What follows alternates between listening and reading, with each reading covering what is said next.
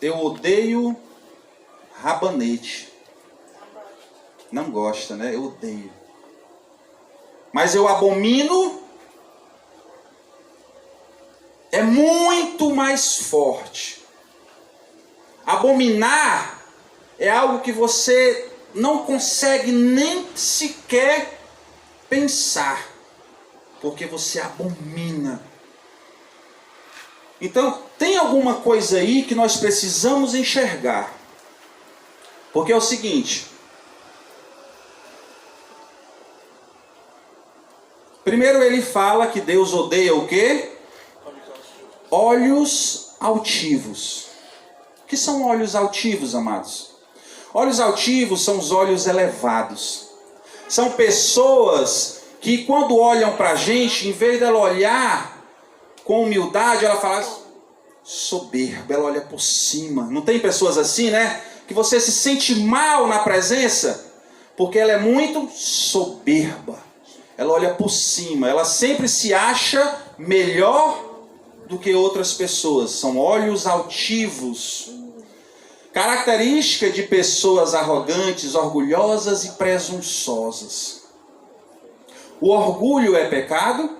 Sim ou não? Sim. A presunção é pecado? A arrogância é pecado? Sim ou não? Deus odeia. Como Ele odeia qualquer pecado. Deus condena a arrogância dos homens, pois ela contraria a sabedoria divina. Vamos lá, Provérbios 12, 13 diz: eu, a sabedoria, habito com o mal, aborrecer a soberba, a arrogância, o mau caminho e a boca perversa, e eu os aborreço. É pecado. A soberba é pecado. A arrogância é pecado. Mas Deus odeia. Como Ele odeia todos os pecados. A segunda coisa citada, pastor, é que Deus odeia a língua mentirosa. Deus odeia a língua mentirosa. Se observarmos melhor nessa lista de 7 coisas que Deus aborrece, que Deus odeia, 3 são pecados da língua. 3 são pecados da língua. Porque Deus odeia a mentira. Como Ele odeia todos os pecados. Nós sabemos que o pai da mentira é o diabo. Toda mentira procede do maligno. Há pessoas que dizem assim: ah, mas é uma mentirinha branca. Existem mentiras brancas? Toda mentira procede do diabo. Existem exceções para mentira na Bíblia? Existe. Em caso de guerra, certo? Você pode enganar o seu oponente para destruir o opositor, certo? É o único caso que eu conheço, é esse, certo? O mentiroso será castigado por Deus, porque toda mentira vem do maligno. Mas a terceira coisa que o texto nos diz que Deus odeia: as mãos que derramam sangue inocente. O que eu escrevi aqui? Deus sempre detestou a violência entre os homens. Em Gênesis 6,13, a violência é citada como motivo da destruição do homem pelo dilúvio. Deus detesta tanto a violência, que naquela época Ele destruiu toda a vida na terra, para recomeçar novamente por causa da violência. Mas mesmo assim, Ele odeia, como qualquer outro pecado. Provérbios 24, 1 e 2 diz o seguinte: aprendemos que o servo de Deus deve ficar longe dos violentos. Não tenhais inveja dos homens malignos, nem queirais estar com eles, porque o seu coração maquina violência e os seus lábios falam para o mal. O servo de Deus, o homem que se diz regenerado, nascido de novo, ele tem por obrigação de ficar longe das pessoas violentas. Porque violência gera violência. E Deus odeia. A quarta coisa que esse texto fantástico nos diz, que Deus odeia pessoas que têm um coração que trama projetos iníquos. Os ímpios tramam contra os justos. Há tanta injustiça no mundo. Vocês conhecem alguém que tem um coração que trama contra os justos? Se você parar para pensar, muita gente trama contra as pessoas justas. Talvez você já tenha sido alvo de tramas de pessoas. E a Bíblia diz que Deus odeia pessoas que tramam contra os justos. Mas, amados, há uma quinta coisa que Deus odeia. São pés de pessoas que se apressam a correr para o mal. Vocês conhecem alguém que se apressa em fazer o mal? Deus odeia. O pecado é como um imã que atrai. Quando uma pessoa cede à tentação e corre para o pecado, ela está rejeitando a Deus. Pessoas que se apressam em fazer o mal. Elas não medem consequências, elas não medem a força das suas ações, não medem e se apressam a fazer aquilo, sem saber que aquilo pode destruir pessoas, lares, empresas, igrejas, tudo pode ser destruído por pessoas que se apressam a correr para o mal. Coloquei aqui o seguinte: o verdadeiro discípulo tem que aborrecer o mal e ser amigo de Deus, amigo do bem. Deus não pede meramente que não pratiquemos o mal, mas Ele pede que aborreçamos o mal. Existe uma diferença, amados? Deus não só pede que não pratiquemos o mal, mas Deus pede que a gente aborreça o mal. Precisamos entender que fomos chamados para sermos luz no mundo de trevas.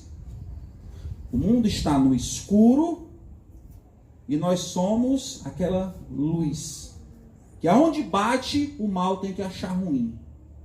Não é só não fazer o mal, mas precisamos aborrecer o mal. Precisamos amar o que Deus ama e odiar o que Deus odeia. Isso sim é ser discípulo de Cristo. Mas existe uma sexta coisa que esse texto nos diz. Sim, mas antes, pés que se apressam a correr para o mal. Deus odeia. Vamos lá, Deus odeia. Deus odeia como qualquer outro pecado.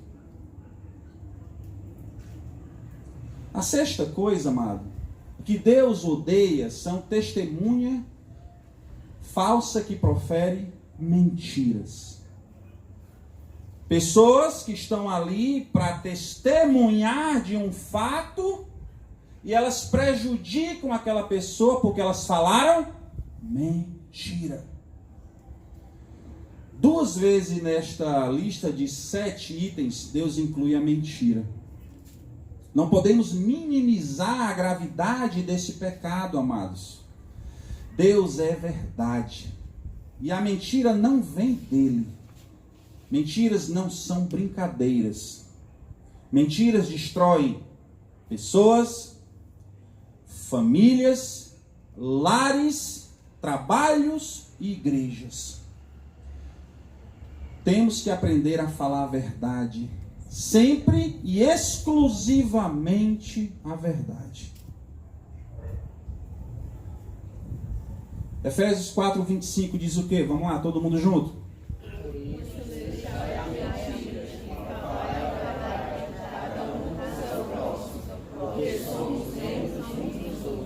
Por isso deixai a mentira. Amados, nós precisamos confiar um no outro. Você pode ter certeza, se o se o André disser assim, olha aquela vaca voando, para onde é que vocês vão olhar? Vão olhar para o céu. Porque ele tem a obrigação de dizer a verdade. Vaca não voa. Mas eu prefiro acreditar que vaca voa do que o André diga uma mentira. Você entende isso? Como é importante a gente acreditar um no outro? A mentira destrói. A mentira corrói. A mentira acaba. A mentira acaba com a credibilidade das pessoas. Você constrói uma vida inteira uma personalidade. Mas de vez em quando você solta uma mentira. Aquilo vai acabar com você. Porque as pessoas vão descobrir. E você vai se tornar um mentiroso.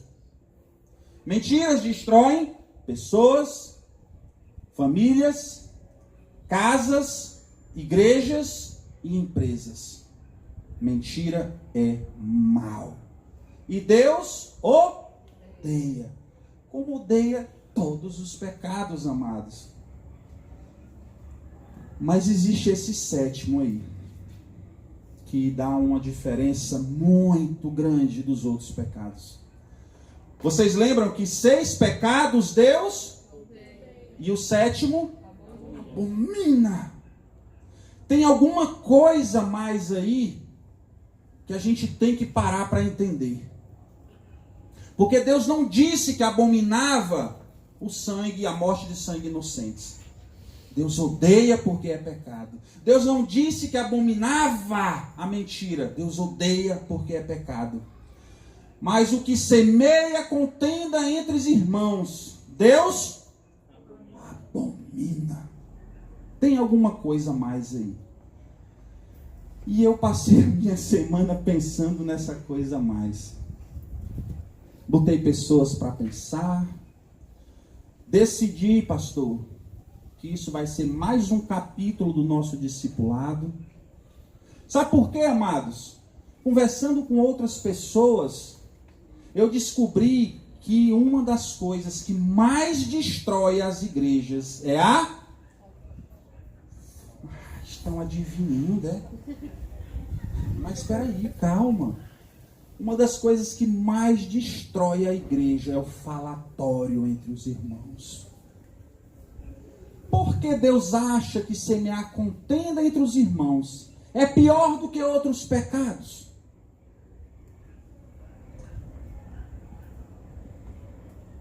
Por quê? Alguém tem uma noção? Por que semear contenda entre os irmãos?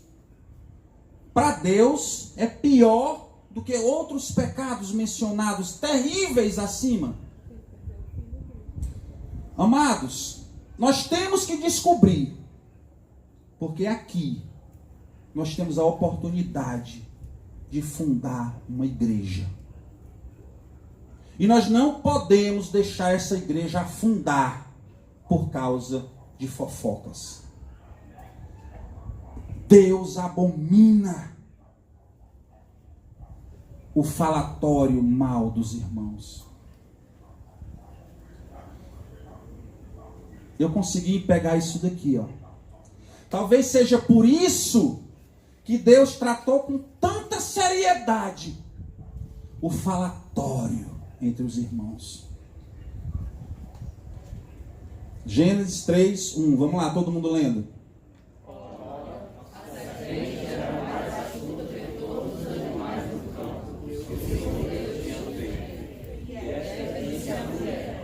É assim que Deus disse?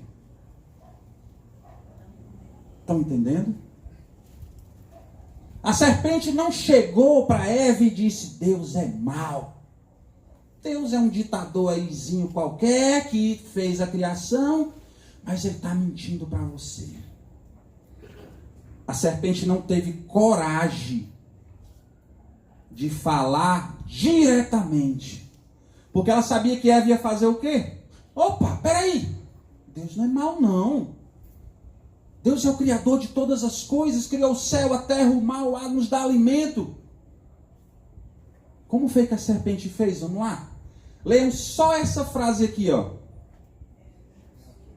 Vamos lá, mulheres, vamos lá. Interpretem, vamos lá. É assim que Deus disse? A serpente, a mais astuta entre os animais. Ela foi na mulher e fuxicou. Soltou uma dúvida na cabeça das pessoas. Na cabeça de Eva. A bicha é ruim. É sério. Porque o diabo, se aparecesse vermelho, roxo, todo mundo corria de medo.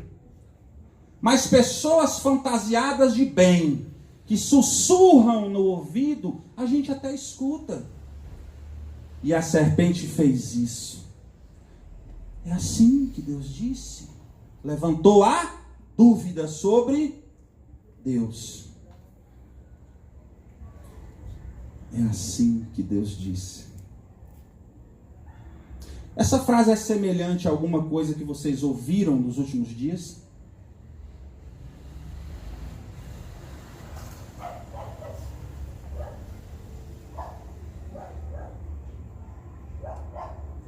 Quais as consequências, amados? O porquê que Deus abomina o falatório, a fofoca? Porque a consequência foi a morte do filho dele na cruz. Jesus morreu por causa do início, foi uma fofoca lá no Jardim do Éden. Aquela fofoca gerou o pecado, que gerou o pecado, que gerou o pecado, que gerou o pecado, que gerou o pecado, que gerou o pecado, que precisou gerar uma redenção. Um Deus precisou morrer.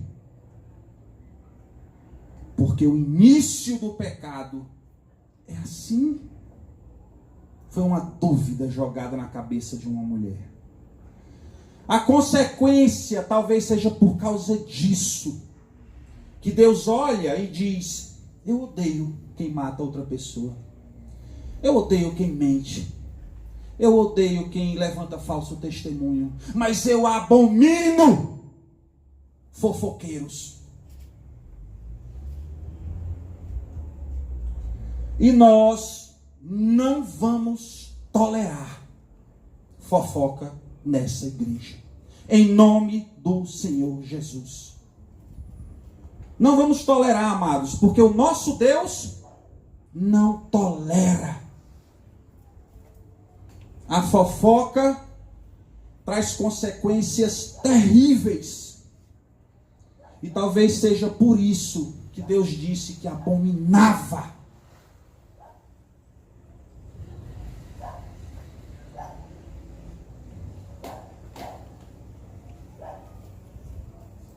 A síndrome de Lúcifer. Nós temos irmãos doentes que podem ser sarados a qualquer momento. Basta um arrependimento. Mas irmãos que sofrem da síndrome de Lúcifer. E uma das características para se descobrir um irmão que sofre com essa síndrome são pessoas que costumam levantar dúvidas na mente dos irmãos.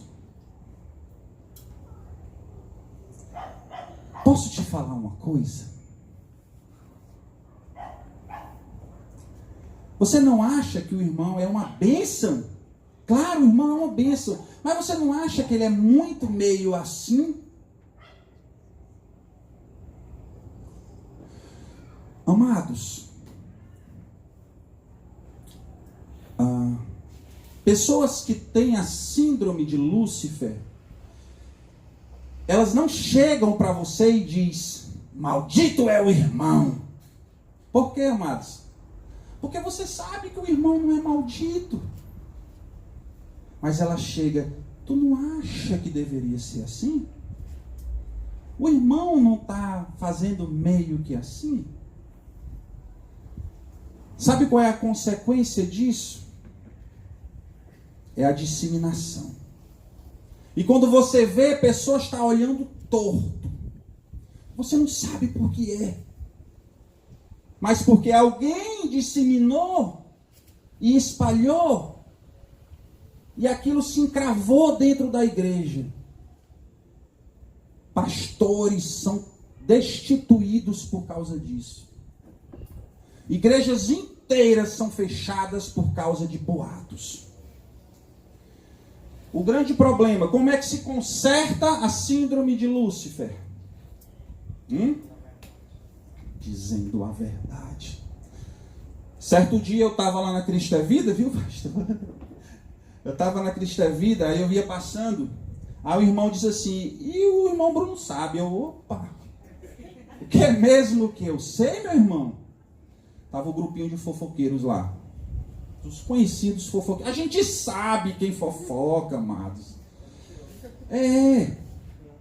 Aí o irmão disse, não, irmão Bruno, nada não. Eu estava pastoreando na época. Nada não, pastor Bruno. Mas se a gente sabe, ficou assim, meu irmão, o que é que eu sei?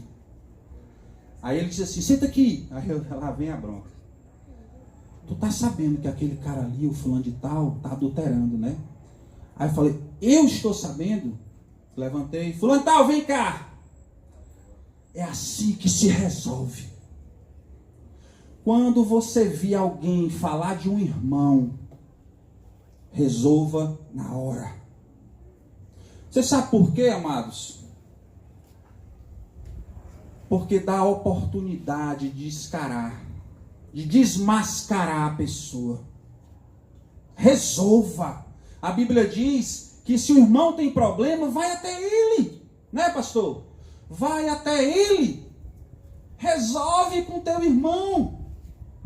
Mas se você dissemina aqui, dissemina aqui, dissemina aqui, dissemina ali, você está sendo usado pelo diabo. Me perdoe a palavra. E isso acontece com pessoas que se dizem crentes. A síndrome de Lúcifer. Proibido fofocar. Eu vou trazer uma camisa, vou dar um bottom para cada um de vocês. Legal. Lindo, ó. Proibido fofocar. Eu assisti uma irmã falando esse final de semana que tem uma peneira, tal de peneira aí que ela vai trazer para vocês. Para vocês saberem quando é fofoca. Eu tenho alguma coisa a ver com isso? Não. Eu posso ajudar essa pessoa a qual a senhora está me falando? Não. Então é fofoca. Em nome do Senhor Jesus, se nós criarmos o hábito de não disseminarmos fofoca, essa igreja vai ser luz para o Genibaú. Eu tenho 33 anos de convertidos. Eu nunca vi uma congregação crescer tão rápido quanto essa. Glória a Deus. Eu nunca vi pessoas serem tão transformadas. Irmãs dentro de tempestades tremendas, mas achando na tempestade a mão de Deus. Amém? Amém. Irmãos passando por tempestades terríveis e dizendo, glória a Deus, eu voltei para o Evangelho. Vidas sendo salvas, vidas sendo consagradas. Nós não podemos deixar o inimigo derrotar. Porque pode ter certeza. O inimigo só joga pedra em árvores que dá fruto. E nós estamos dando fruto para a glória do Senhor. Vamos lá. Proibido? Vixe. Todo mundo junto, bem alto e bem forte. Proibido? Fofocar. Eu vou desafiar vocês. Olhem para o lado. Olhem para o seu lado direito. E diga bem forte. Proibido fofocar. Vamos lá. Vai lá, vai lá. Amém. Louva. Digam para mim agora, ó. Amados, todos nós temos esse mal. Todos nós temos. Diga, Brunão, proibido fofocar, vai. Brunão, proibido fofocar. Aleluia! Quem nunca fofocou que atira. Quem nunca fofocou que atira a primeira pedra. Né? Olha pro Denis aqui, ó. Cadê o Denis? Proibido fofocar. Proibido fofocar, meu. Amém, ele não fofoca, é uma das poucas pessoas que não fofocam. O Denis, ele é muito inativo nisso aí, louvado seja Deus. Hã? Ele também é muito inativo. Amados, proibido fofocar. Você pode estar causando a destruição de pessoas. Você pode estar causando a destruição da tua congregação. Quem tem consciência disso? Que a fofoca destrói, levanta a mão. Amém?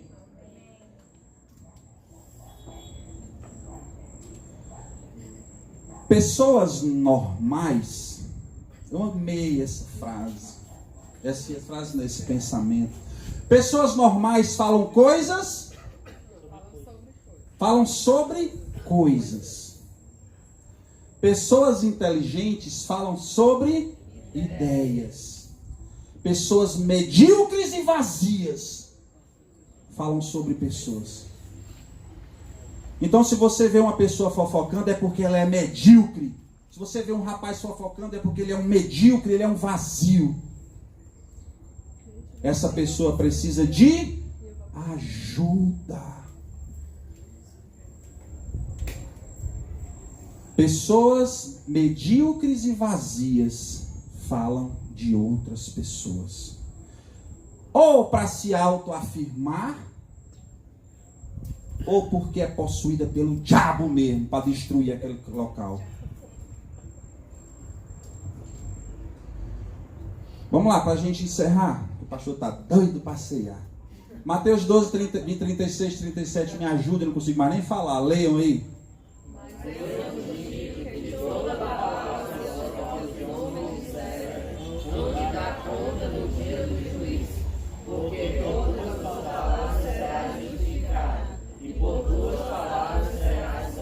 O fofoqueiro, o fofoqueira, o fofoqueiro comigo, tá? Com nós, as nossas palavras terão que ser dado conta no dia do juízo.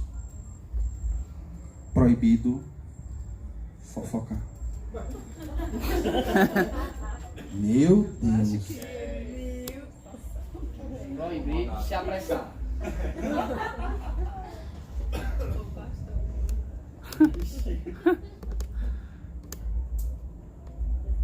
Eu não trouxe tudo, viu? Olha, meu Deus, cadê? Pronto. Provérbios 13, 3.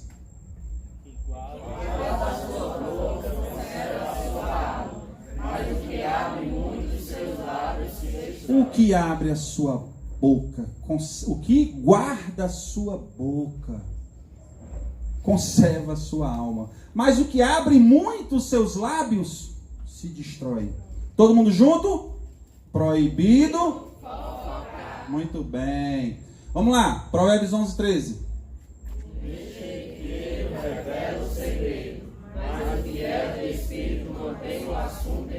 Todo mundo junto? Proibido fofocar. Efésios 6, 16. Tomando sobretudo o escudo da fé, com o qual podereis apagar todos os dardos inflamados do maligno. Esse versículo é para encerrar. Esse versículo é só para dizer que nós temos duas, a mãe manda aí, né? Nós temos duas opções, certo? Nesse texto nós temos duas opções.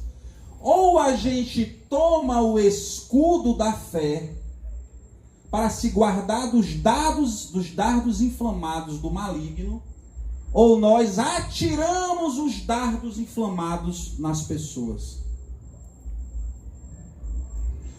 Ou nós nos guardamos, ou nós atiramos.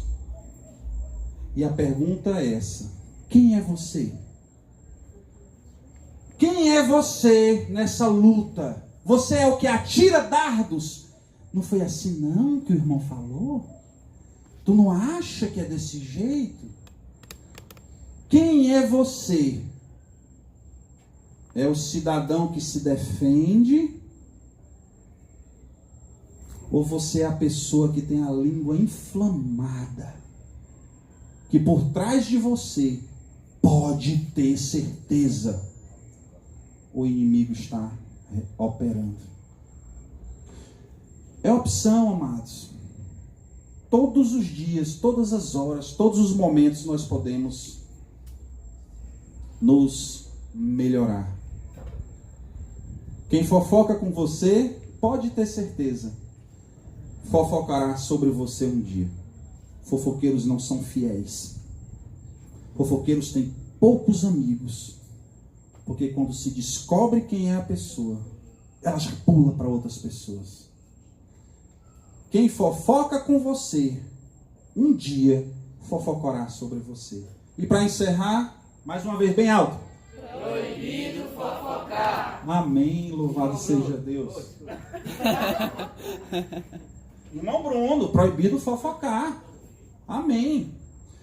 O que eu digo para você, irmão, é o seguinte: quanto mais você descobrir o meu pecado, mais eu tenho chance de ser transformado por Deus. Eu amo pessoas que chegam para mim e dizem: você pecou nisso, porque me dá a oportunidade de ser transformado. Tolo é aquele que ouve a palavra da admoestação e se ira ou fica com raiva. Como diz o famoso pastor Cláudio: meu povo, cadê o coral? Examine-se, pois, o homem a si mesmo, e assim coma deste pão e beba deste cálice. Examine-se, pois, o homem a si mesmo, para que a gente possa comer do pão e beber do cálice. Amém?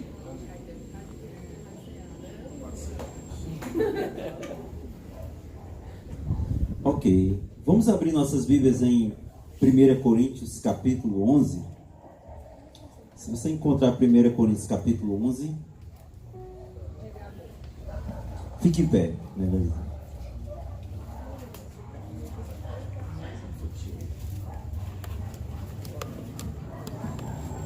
Primeira Coríntios capítulo 11, fique em pé, por favor. Quem achou, onde leremos a partir do verso 23. Diz assim a palavra do Senhor: porque eu recebi do Senhor o que também vos ensinei, que o Senhor Jesus, na noite que foi traído, tomou o pão e tendo dado graças, o partiu e disse: tomai e comei, isto é o meu corpo que é partido por vós. Fazei isto em memória de mim. Semelhantemente também, depois de cear, tomou o cálice, dizendo: este cálice é o novo testamento do meu sangue. Fazei isto todas as vezes que beberdes em memória de mim. Porque todas as vezes que comerdes este pão e beberdes este cálice, anunciai a morte do Senhor até que ele venha. Porque qualquer que comer este pão ou beber o cálice do Senhor indignamente, será culpado do corpo e do sangue do Senhor. Examine-se, pois, o homem a si mesmo, e assim coma deste pão e beba deste cálice. Porque o que come e bebe indignamente, come e bebe para a sua própria condenação, não discernindo o corpo do Senhor. Por causa disso, há entre vós muitos fracos e doentes, e muitos que dormem. Porque se nós não julgássemos a nós mesmos, não seríamos julgados. Mas quando somos julgados, somos repreendidos pelo Senhor, para não sermos condenados com o mundo. Podeis assentar, podeis ficar à vontade. Uma coisa que é vital e de suma importância, antes de nós celebrarmos a ceia, é nós fazermos exatamente o que o versículo 28 diz: examine-se, pois, o homem a si mesmo. Então nós temos agora a oportunidade de nós orarmos ao Senhor e de nós pedirmos que o Senhor acenda a lanterna, acenda o refletor sobre nossas vidas, para que nós possamos detectar o que há de errado nas nossas vidas, o que nós precisamos mudar, o que nós precisamos melhorar. Esse momento é um momento que nós temos de confessarmos os nossos pecados, de pedirmos perdão a Deus ou a qualquer pessoa que esteja envolvida, se for o caso, e tempo também de fazermos novos planos, fazermos novos desafios, para que agora vivamos uma vida que agrade a Deus. Então eu queria pedir que todos baixassem as suas cabeças, fechassem seus olhos e pudéssemos ter esse momento de oração silenciosa, você falando com o Senhor.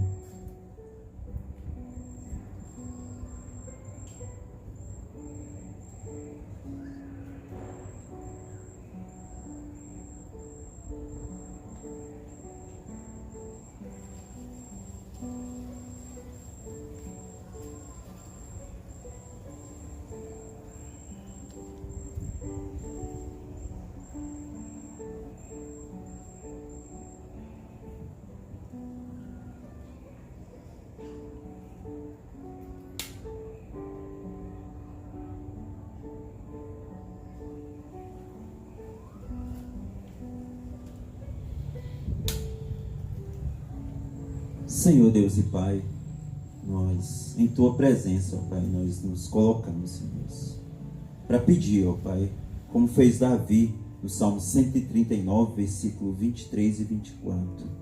Sonda-me, ó Deus, e conhece os meus caminhos. Vê se há em mim, ó Pai, algum caminho mau. Sonda-me, Senhor. E nós queremos, Senhor Deus, pedir nesse momento, ó Pai, que o Senhor possa, ó Pai,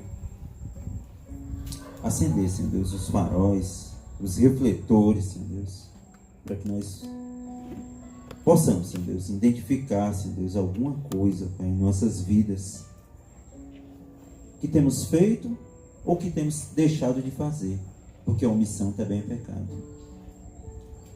Abençoa, Senhor Deus. Nós sabemos, ó Pai, que nós precisamos mudar, Senhor Deus. Que nós precisamos, Senhor Deus, que a nossa vida seja transformada pelo Senhor. Porque nós bem sabemos, Senhor Deus, no íntimo, cada um de nós, ó Pai, o que precisamos mudar, o que precisamos abandonar, o que precisamos começar a fazer, se não fazemos, ó Pai. Bem sabemos, Senhor Deus, da nossa vida, Senhor Deus, o que há dentro de nós, ó Pai. Sabemos, Senhor Deus, dos pecados que nos rodeiam, ó Pai, da nossa falta de amor ao Senhor, da nossa falta de compromisso, das nossas dissimulações, das nossas imoralidades, das nossas fofocas, das coisas, Senhor Deus, que nós pensamos, falamos e agimos, ó Pai. Talvez, Senhor Deus, as pessoas não saibam. Talvez nós sejamos bons atores religiosos, que estão todo domingo na igreja, com a Bíblia debaixo do braço, dando amém e glória a Deus, mas sabendo, ó Pai, que aquilo é apenas um papel que está sendo representado por nós. Ó Senhor, que nós possamos, ó Pai, em nome de Jesus, ó Pai, fazermos uma decisão, Senhor Deus, de abandonar, Senhor Deus, aquilo, ó Pai, que tanto te desagrada, ó Pai, que desagrada a Ti, ó Pai. Que nós possamos nos arrepender, ó Pai, que nós possamos pedir perdão, ó Pai, ao Senhor, primeiramente, ó Pai. Depois, Senhor Deus, se for necessário, ó Pai, pedir perdão a alguém, que nós possamos fazê-lo, ó Pai. E que possamos, Senhor Deus, dessa forma, ó Pai, traçar novos planos, novos caminhos, Senhor Deus, para termos uma vida, ó Pai, integral, inteira, ó Pai. E assim, Senhor Deus, a nossa vida, Senhor Deus, reflita, ó Pai, a glória de Deus, reflita, ó Pai, o caráter de Cristo em nossas vidas. Nos ajuda, ó Pai, porque sem Ti nada podemos fazer. O próprio Jesus disse lá em João capítulo 15, versículo 5: sem mim nada podeis fazer. Então nós clamamos a Ti, ó Pai, nós rogamos a Ti, ó Pai, que o Senhor possa nos ajudar, que o Senhor possa ter misericórdia de nós, ó Pai, que o Senhor possa transformar as nossas vidas, ó Pai. Ó Senhor, tem misericórdia, ó Pai, e que nós assim, Senhor Deus, uma vez entendido essas coisas, Senhor Deus, nós possamos fazer novos planos, ó Pai, e assim, Senhor Deus, possamos nessa noite, ó Pai, na mesa do Senhor, ó Pai, estarmos sendo participantes, Senhor Deus, estarmos podermos participar, ó Pai, de uma forma, ó Pai, tranquila, de uma forma consciente, ó Pai, por causa desses novos compromissos que queremos assumir com o Senhor. Abençoa a Tua igreja, ó Pai, abençoa os Teus servos, Senhor Deus. Tem misericórdia de nós, ó Pai, e nos ajuda, pois nós oramos e suplicamos todas essas coisas em nome de Jesus. Amém. Agora eu queria pedir que todas as pessoas que estão aptas a cear, que não estejam em disciplina, que sejam crentes e batizados, por favor, que ficassem em pé, todos que estão nessa condição, ficassem em pé, para poderem participar da ceia do Senhor. Eu queria convidar o irmão Adriano e o irmão Araújo que viessem aqui à frente. E também o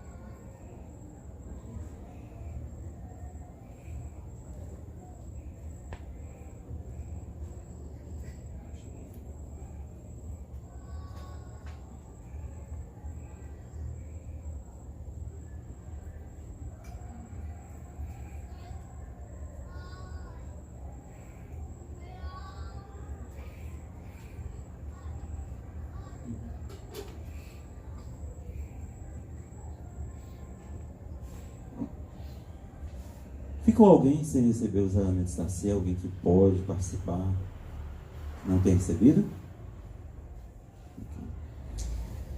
No versículo 23, o apóstolo Paulo diz: porque eu recebi do Senhor o que também vos ensinei, que o Senhor Jesus, na noite que foi traído, tomou o pão e, tendo dado graças, o partiu e disse: tomai, comei, isto é o meu corpo, que é partido por vós.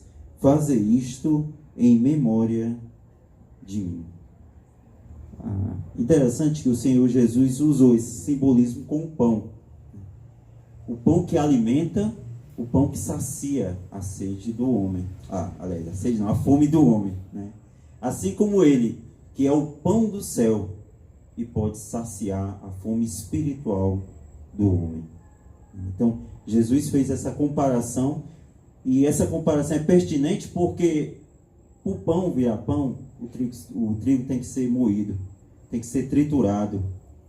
E o Senhor Jesus, o corpo dele, foi moído e foi triturado, para que possa, assim, dar salvação a todo aquele que nele crê, que possa saciar essa fome espiritual que o homem tem de Deus, né? Uma vez eu vi uma comparação que eu achei muito bonita, né? Diz que todo homem, ele tem um buraco no coração, e esse buraco é do tamanho de Deus. Então, nada que ele tente colocar, seja dinheiro, seja bens, seja fama, seja amigos, nada vai poder fechar esse buraco, porque ele é do tamanho de Deus, e só Deus pode fechar esse buraco, né? Pode tirar esse vazio do homem, né? Queria pedir ao irmão Araújo que orasse pelo pão. Oremos. Senhor Deus e Pai, grandioso és Tu, Senhor Deus. E eu queria, Pai amado, te agradecer, Senhor. Te agradecer por esse momento, Senhor Deus, que é um privilégio, Pai amado, estar, Pai, participando, Senhor Deus, da Tua ceia, Senhor Deus, junto com meus irmãos. E esse pão, Senhor Deus, que simboliza, Senhor Deus, o Teu corpo, o corpo do Senhor Jesus, que foi moído, Senhor Deus, que foi partido, que foi transpassado, Senhor Deus, injustamente, mas com a missão, Senhor Deus, de todo aquele que crê no seu sacrifício seja salvo. E esse pão, Senhor Deus, que está aqui na nossa mão, simboliza o Senhor Jesus, que passou por todo o sofrimento, para que todos nós que estamos hoje aqui, que creu nesse sofrimento dele passado, Senhor Deus, sejamos salvos. E a nossa alegria é saber, Senhor Deus, que um dia estaremos contigo no céu, para juntos, Senhor Deus, celebrar a grande ceia com o Senhor presente. Pois eu oro, Senhor Deus, e te agradeço, em nome do nosso Senhor Jesus Cristo. Amém. Poder comer dele todos.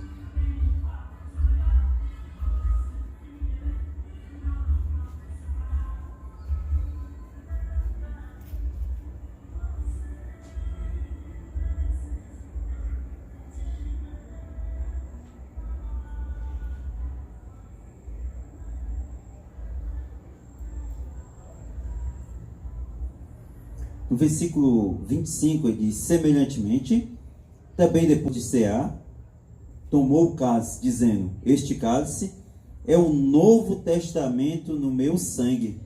Fazei isto todas as vezes que beberdes em memória de mim.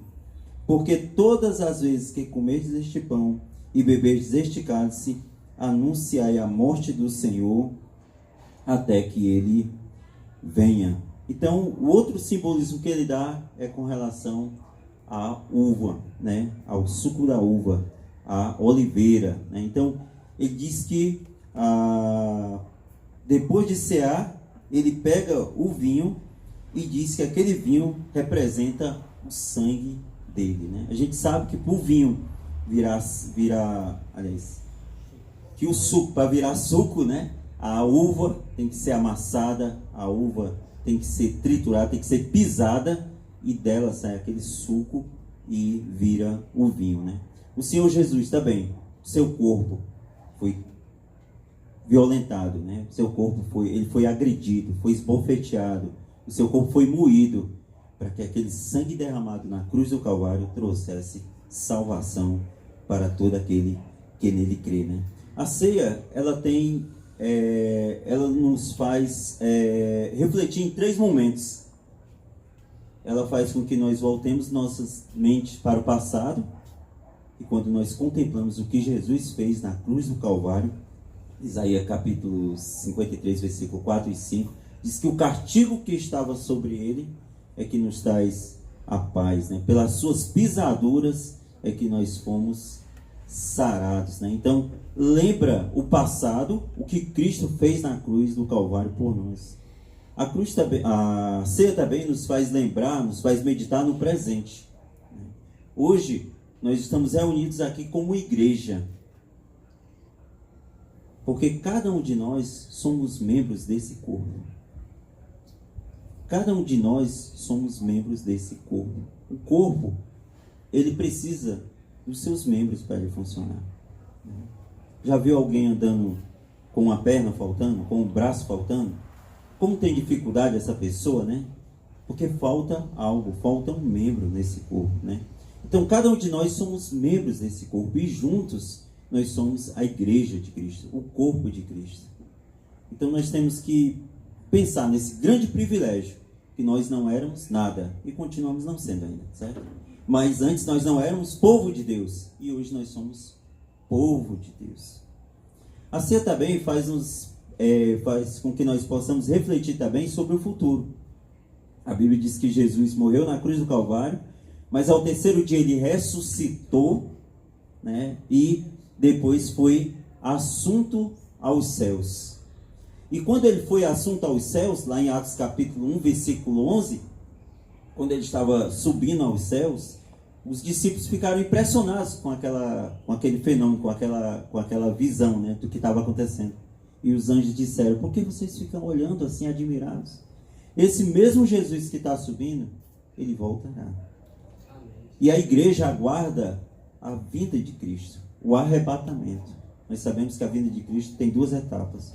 Primeiro ele vem para buscar a sua igreja, e nós chamamos isso de arrebatamento. Depois ele vai vir para julgar esse mundo, que nós chamamos de o glorioso retorno.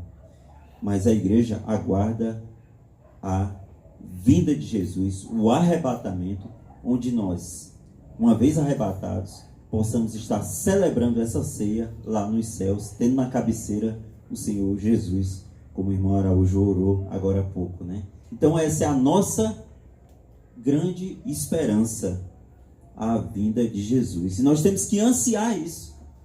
As coisas estão ruins, estou sem dinheiro, né? Perdi o emprego, né? Está atrasado minhas contas.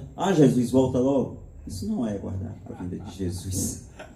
Isso não é aguardar a vinda de Jesus. Aguardar a vinda de Jesus é quando está tudo bem, está tudo legal, tem dinheiro no banco, as contas estão pagas, né? Está tudo beleza, mas eu digo ainda, volta Jesus, porque isso aqui não é nada. As coisas nesse mundo são passageiras, são transitórias, tudo vai passar. Mas o que Deus prometeu para nós, jamais ninguém pode tirar de nós. Nem nós mesmos, nem o mundo, nem o diabo. Porque quem prometeu é fiel e vai cumprir. Então, diante disso, primeiro eu pedi ao irmão Adriano, estou tão entusiasmado, eu pedi ao irmão Adriano que ore pelo fim. Oremos. Senhor, nosso Deus, nosso Pai, nós queremos, Senhor Deus, te agradecer por esse momento, ó Deus, também fazer parte, ó Deus, da tua igreja, ó Deus, do povo escolhido, Deus, como diz a tua palavra, a celebrarmos, Senhor Deus, a ceia do Senhor. É um memorial, Deus, como o pastor acabou de falar, que nos vê, Senhor Deus, passado, presente e o futuro, ó Deus, e sabemos, Senhor Deus, que o Senhor morreu naquela cruz, e a tua palavra diz que sem derramamento de sangue não há remissão de pecado. Amém. Então nós sabemos que aquele sangue, Deus, que o Senhor derramou naquela cruz, foi para nos purificar de todo pecado, Deus. E como lá em Salmos fala, Deus, que nossos pecados, Deus, possam ficar mais branco como a lã, Deus. Então nós te agradecemos por esse momento e sabemos, Deus, que um dia, Deus, como tua palavra é fiel, estaremos com o Senhor ceiando naquele grande banquete. Nós te agradecemos e pedimos tudo em nome de Jesus Cristo. Amém. Amém. Obrigado, irmão Adriano. Então eu queria pedir, certo, que só quem crê, certo? Só quem aguarda, só quem anseia a volta de Jesus, possa dizer comigo, Maranata, vem Senhor Jesus. Mas só quem crê, viu? Vamos lá. Maranata, vem Senhor Jesus. Mais uma vez? Maranata, vem Senhor Jesus. Amém. Louvado seja Deus. Podem beber dele todos.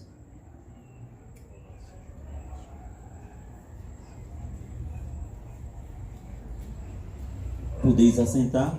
A Bíblia diz que depois que cearam, eles cantaram o hino, né? Então, é verdade.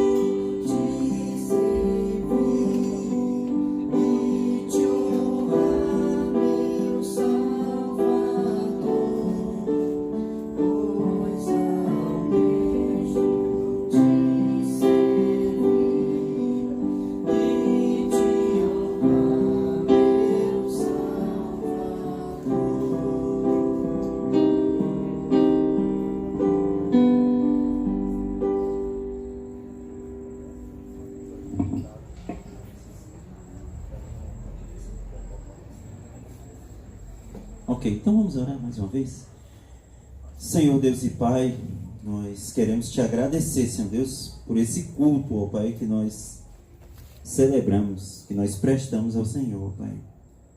Hoje é o primeiro domingo, ó Pai, do mês, dia das primícias, Senhor Deus. Dia, ó Pai, onde nós ceamos também, Senhor Deus. Abençoa, Senhor Deus, para que nós possamos, Senhor Deus, a cada dia ser incomodados, ó Pai, pela Tua Palavra, ó Pai. Que a Tua Palavra, Senhor Deus, nos incomode, que ela transforme a nossa vida, ó Pai. Então eu quero te pedir, ó Pai, em nome de Jesus, ó Pai, que o Teu Espírito Santo, ó Pai, perturbe a nossa vida, Senhor Deus, para que nós possamos andar nos caminhos retos, Senhor Deus. Que o Teu Espírito Santo venha nos incomodar, ó Pai, venha nos perturbar realmente, Senhor Deus, para que nós possamos, Senhor Deus, incomodados que seremos, ó Pai, possamos mudar, Senhor Deus. Nos ajuda, ó Pai, nos abençoa, ó Pai, e que nós possamos, Senhor Deus, querer nos refletir a cada dia, ó Pai, o Teu caráter, ó Pai, o caráter de Cristo em nossas vidas. Sabemos, Senhor Deus, que a caminhada é difícil, ó Pai. Nós temos aí o mundo, ó Pai, que é atraente, o diabo que é o sedutor, ó Pai, e a nossa velha natureza, que milita contra a nossa nova natureza. Nos abençoa, Senhor Deus, e nos dá a força, ó Pai, para que nós possamos, Senhor Deus, não temer, ó Pai, mas que nós possamos almejar, ó Pai, transformações em nossas vidas, Senhor Deus, que nós possamos a cada dia, ó Pai, queremos parecer mais com o Senhor Jesus.